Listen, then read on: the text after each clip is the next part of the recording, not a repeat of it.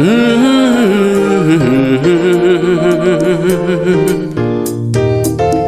ha ha, tumeuona mkono wake Bwana. Madame, Monsieur, bonsoir. C'est vendredi, bienvenue à votre émission Us et les vendredis.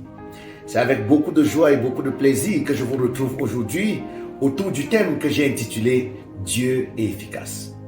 C'est l'histoire d'une jeune fille. Tout était calme dans sa vie, tout allait bien.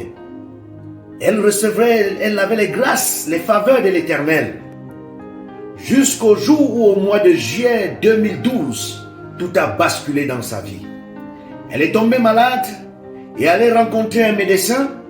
Et le médecin a fini de faire les examens, les consultations et a fait des prescriptions. Elle devrait recevoir 5 injections. Et bien évidemment, le médecin lui a conseillé de revenir le lendemain. Sauf que les choses ne vont pas se passer telles que prévu. Dès qu'elle sort de l'hôpital, elle retourne à la maison.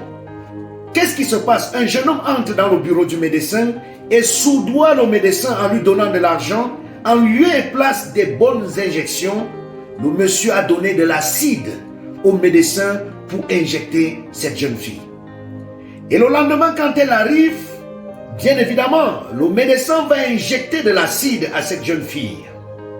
Elle va rentrer à la maison, sauf que le jour suivant, elle revient à l'hôpital.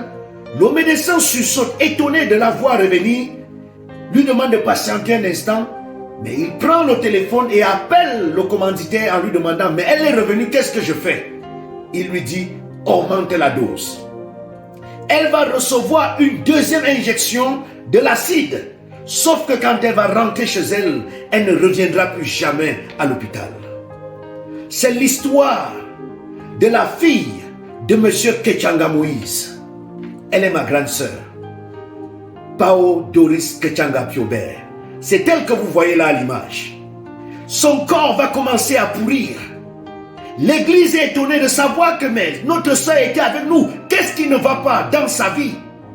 L'église est alertée, les gens défilent chez elle pour aller dire au revoir à ma sœur.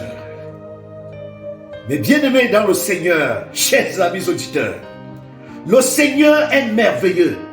Quand bien même son corps est détruit, elle a commencé à pourrir.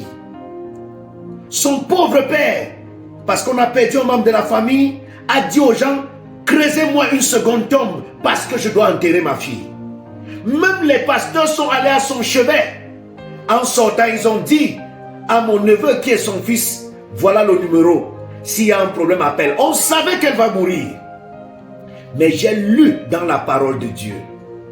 Il dit dans le livre de Job chapitre 19, le verset 25. Mais je sais moi que mon défenseur est vivant. Il se lèvera sur la terre pour prononcer des jugements. Dieu s'est levé dans sa vie. Elle pleurait tous les jours devant le Seigneur. Le Seigneur l'a restaurée. Alléluia. Le Seigneur l'a restaurée. En 2017, pendant qu'elle est en train d'aller à l'église, elle rencontre un jeune homme qui la voit et se couche à ses pieds en pleurant. Elle se pose la question, mais qu'est-ce qui se passe? La foule étant venue a menacé de tuer ce jeune homme. Le jeune homme a dit, madame, je suis étonné que vous soyez en vie. Depuis 2012, je ne trouve pas le sommeil. D'ailleurs, ma soeur me dit que ses yeux étaient enflés. Elle lui dit, moi je ne te connais pas. Elle dit, tu ne peux pas me connaître. En 2012, tu es tombé malade, tu es allé rencontrer le médecin. Je suis allé donner de l'acide. Il y a un monsieur qui t'a dragué parce que tu as dit non. Il a décidé de te tuer, il m'a utilisé. J'ai payé le médecin. Ce n'était pas les injections, c'était de l'acide. Oh mon frère, ma soeur. Quelle méchanceté. Quelle cruauté. Mais Dieu est vivant.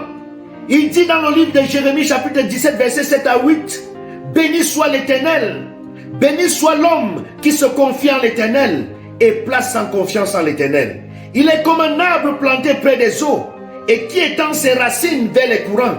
Il n'aperçoit point la chaleur quand elle vient et son feuillage reste vert dans les années de la sécheresse. Il n'a point de crainte et il ne cesse de porter des fruits. Ma soeur ne savait pas que c'était l'acide. Dieu dit qu'il ne connaît pas la sécheresse. Quand l'année de la sécheresse vient, l'année de la destruction de ma soeur était arrivée, chers amis auditeurs, mais le Seigneur l'a restaurée. Je voudrais vous dire que Dieu est puissant, il est merveilleux. Satan peut mettre la virgule dans votre vie, mais il ne mettra jamais le point. Le point revient à Dieu. Il a mis la virgule dans la vie de ma fille, dans la vie de ma soeur, en la détruisant, mais le point revient à Dieu. Aujourd'hui, ma soeur vit, elle a eu la grâce de rendre hommage à son père en l'inhumant, alors que son père, lui, croyait que c'est lui qui enterrera sa fille. Oh, toi qui m'écoutes, si l'ennemi s'est dressé contre toi, fais confiance en l'Éternel. Ce qu'il a fait dans la vie de ma soeur, il le fera dans ta vie. Même si tu vas dans la vallée de l'ombre de la mort, le Seigneur est capable de te ramener. Oui, il peut faire quelque chose d'extraordinaire de ta vie, t'amener de la moquerie à l'étonnement.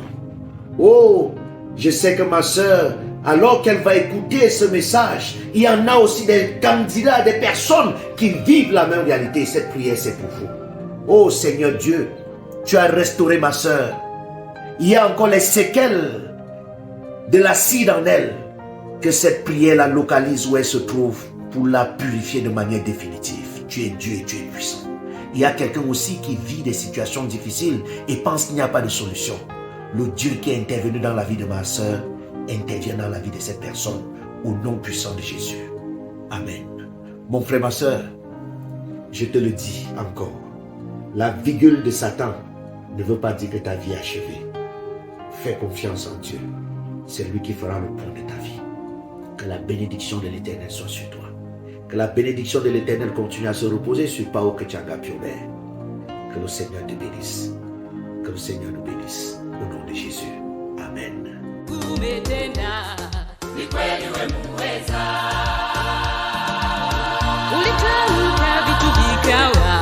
Neno tulatosha, ukisema umetenda.